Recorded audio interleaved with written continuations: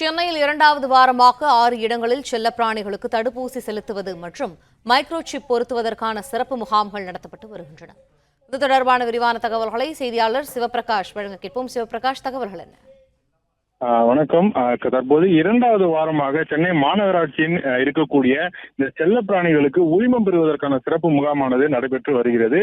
இந்த முகாமை பொறுத்தவரையிலும் இங்கு பதிவு செய்து மைக்ரோசிப் பொருத்தப்பட்டு செல்ல பிராணிகளுக்கு உரிமம் பெறாவிட்டால் 5,000 ரூபாய் வரையிலும் அபராதம் விதிக்கப்படும் என்று கூறப்பட்டிருந்த நிலையில் இன்று ஏராளமான செல்ல பிராணியை வளர்க்கக்கூடிய உரிமையாளர்கள் தங்களது செல்ல பிராணிகளுக்கு இந்த சிப் பொருத்துவதற்காக அழைத்து வந்திருக்கின்றனர்.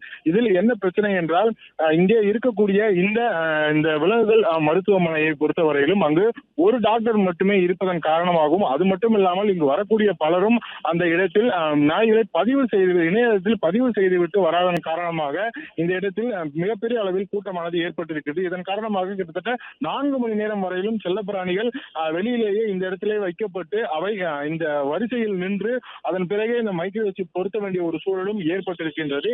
இதன் காரணமாக இங்கு வரக்கூடிய செல்லப்பிராணிகள் ஒரு ரெஸ்ட்லெஸ்ஸான ஒரு மனநிலைக்கு செல்கின்றன. இதன் காரணமாக அவை சாப்பிடுவதில்லை என்றும், தண்ணீர் கூட குடிக்க முடியாமல் இந்த செல்லப்பிராணிகள் தவிக்கின்றன என்றும் அரசில் தொடர்ந்து இந்த சென்னை மாநகராட்சி அடுத்த கட்டமாக மிக விரைவாக இந்த மைக்ரோசிப் பொருத்தி நாய்களையும் செல்லப்பிராணிகளையும் அழைத்து செல்லும் அளவிற்கு ஏற்பாடுகளை செய்ய வேண்டும் என்றும் தற்போது இங்கு இருக்கக்கூடிய மக்கள் கூறி வருகின்றனர்.